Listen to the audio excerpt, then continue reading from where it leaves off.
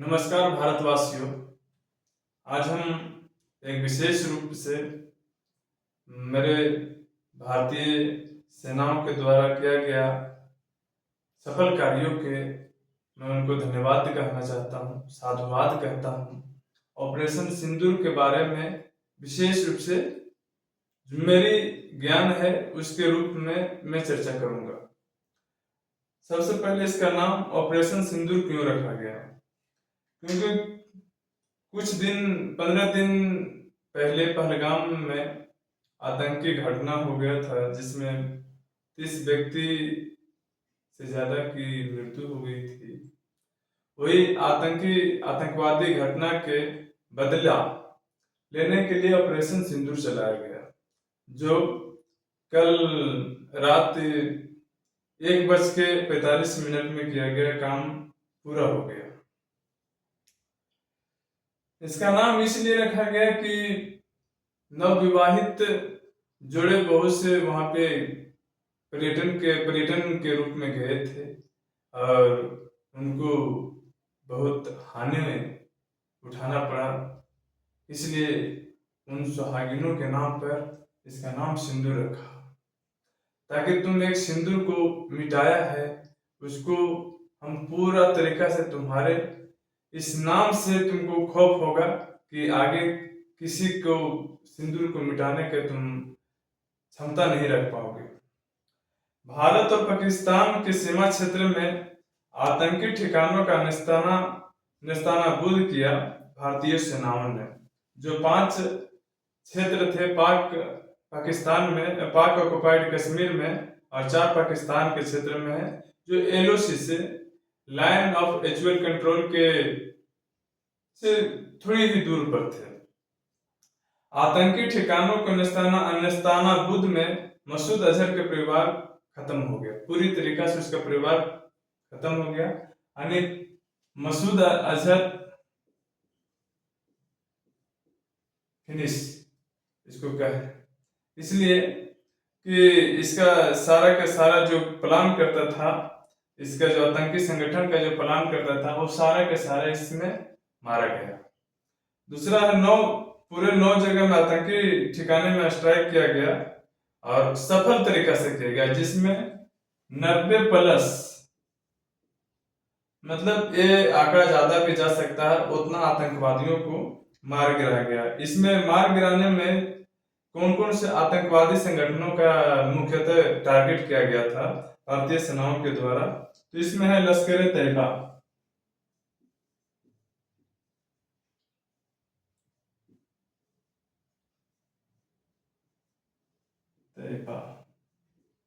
उसके बाद है जैसे मोहम्मद को बोलते हैं, फिर उसके बाद है मुजाहिदीन। इन तीनों के विशेष रूप से टारगेट किया गया, इन तीनों के ट्रेनिंग सेंटर, इन तीनों के कमान हेडक्वार्टर, उस मुख्यालय, इस सब फिनिश कर दिया गया। 26/11 के आतंकी हमले में हमलावर अजमल कसाब को आप लोग भली भांति जानते होंगे, मुंबई में हुआ था। इसमें अजमल कसाब तो भारत में ही फांसी दिया गया है।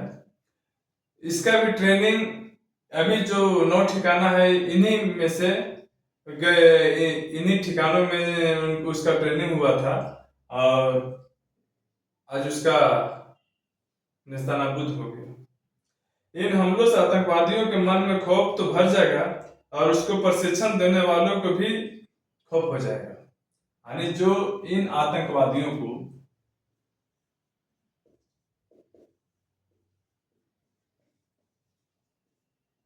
जो प्रशिक्षण देते हैं, इन सभी के मन में भी खौफ हो जाएगा, टोटल का टोटल। क्या है कि भाई अबरी हम प्रशिक्षण दें, अबरी हम इसको भेजें, तो फिर मेरा ठिकाने पर भारत अब छोड़ेगा नहीं, पहले की जैसा भारत है नहीं, तुमको फिर वो निस्तानाबूद कर देगा, मिट्टी में मिला देगा। अब ये आतंकवादी संगठन भारत को के डसने के लिए फंड भी नहीं उठा पाएगा। जो कभी आ जाता है ना, अभी जैसे पहलगाम में ही आ गए, इसके पहले पुलवामा में हमला कर दिए, इसके पहले मुंबई में कर दिए। तो जब आएंगे ना तब कहते हैं कि अब पुलवामा में किया तो एयर स्ट्राइक, फिर उसके बाद किया तो फिर एयर स्ट्राइक। तो जब कर रहा तब उसको काउंटर एयर स्ट्राइक उसको मिल रहा है, उसको निशानाबूद कर दिया जा रहा है हमेशा।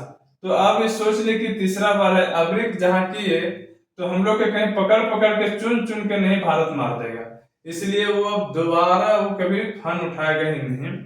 आपको इसी किताब में उनके नाम लेता हूँ, राम आहूजा की विशेष पुस्तक, राम आहूजा द्वारा लिखी गई पुस्तक है। उसमें लिखा है, आतंकवादियों और उनके साथियों, उसकी कार्यशैली और उसके वित्तीय और हथियारों के स्रोत तो आदि के बारे में सूचना एकत्र करने में अधिक प्रभावी गुप्तचर तरीकों का उपयोग जो मेरा राम ने किया। और इतना बढ़िया से सटीक जानकारी देने के बावजूद उस जगह पर सटीक निशाना, यानी हमारे मारक क्षमता जो मेरी मिसाइल की है, मेरी जो सैन्य क्षमता है, उसके सटीक निशाना लगाकर उसको अच्छा तरीका से मार किया और उन जगहों को, आतंकी ठिकानों को नेस्तनाबूद कर दिया। दूसरा है, आतंकवादी समूह के किसी भी मांग को मानना नहीं चाहिए, उसको अस्वीकार ही करना चाहिए, ताकि एक बार किसी बच्चा, जैसे बच्चा को, किसी भी बच्चा को बात को एक बार मान जाइए, बोलता है पापा ये चीज हमको दिला दो, हट करने पर वो हट करता है और मान जाते हैं तो बार बार हट करता है, और उसको उसी जगह पर एक चमेटा दे दिया जाए तो हट करना छोड़ देता है। इसी प्रकार इन आतंकवादियों का है, हट करता है तो हट करने पर उसको पुचकारा नहीं जाए, उसको मानो नहीं, उसको पहले 2-3 तमेचा दे दिया जाए जो अभी किया गया है। ये 2-3 तमेचा उसको मिल जाएगा ना तो शांत हो जाएगा, नहीं अब हमको पापा मारते हैं, वही है भारत उसका पापा है तो मारेगा, कि शांत रहो, अभी तुम कुछ करना नहीं मेरे सामने। फिर उसके बाद क्या है, बंदी आतंककारियों को शीघ्र न्यायिक दंड देना, यानी जो भी बंद है मेरे भारत के जेलों में, जो बहुत से आतंकवादी बंद है, उसको न्यायिक दंड जल्दी से दे देना। जिसको फांसी की सजा सुनाया गया है तो उसको रखना नहीं चाहिए, इसको दे के खत्म करो, ताकि इसको रखेंगे तो किसी किसी के भावना जुड़ेगा, किसी किसी के साथ पड़ेगा कि नहीं हमको उस साथी की जरूरत है, उसको छुड़ाएगा। कोई भी व्यक्ति जब जिंदा रहता तो उसका जरूरत होता है, और जिंदा नहीं रहने पर जरूरत है ही नहीं है तो उसको मार दो, तो दूसरा आदमी को लेगा वो है ही नहीं तो क्या करेंगे, छोड़ दो, हम जो करना होगा वो अपने हिसाब से करेगा। तो इसलिए इन आतंकवादियों को जिसको फांसी की सजा हो, जिसको जो सजा हो, हम तो जहां तक कहते हैं कि फांसी की सजा में दिया जाए ना, उस समय उसको डायरेक्ट इनकाउंटर कर दिया जाए, सबसे अच्छा रहेगा। इतना न्यायिक दंड देने में जो समय लगता है, उसके पीछे जो खर्चा होता है, उससे अच्छा डायरेक्ट शूट आउट, फिनिश, एक ही बार जब पकड़ा कि आतंकवादी पुष्टि हो मार दो। महत्वपूर्ण स्थानों पर निरंतर सुरक्षा उपायों में सुधार। भारत सरकार और भारतीय सेना और हम लोग भी, सिविल भी, हम लोग अपने हिसाब से सब सुरक्षा करते हैं। बाकी अब मेरा कमी रह गई कि वो आतंकवादी आ कैसे गए, इस बात से हम करते हैं कि और सुरक्षा व्यवस्था हम लोग बढ़ाएं, अपने आप में भी सुरक्षा हो, अपने आप में सजग रहें। इन आतंकवादियों को इसी तरीका से, जब अब तो ऐसे करने का हिम्मत नहीं करेगा, लेकिन फिर कभी करे तो इसको नेस्तनाबूद कर दिया जाए। अब कहते हैं कि हम भारत सरकार से आग्रह करते हैं कि जितना आतंकवादी ठिकाना है उसको पहले खत्म ही कर दिया जाए, वो रोज रोज का झिकझिक खत्म कर दिया जाए तो बेहतर है। क्योंकि आज खत्म किए 2-3 ठिकाना, फिर 2-3 ठिकाना पर बचा रह जाएगा, तो बचा रह जाएगा तो फिर वो आतंक फन फैलाएगा। इससे अच्छा कि अभी लगलाही में सब कुचल दिया जाए तो अच्छा रहेगा, बलबन की तरह, जो एक बार खत्म हो जाएगा कहानी।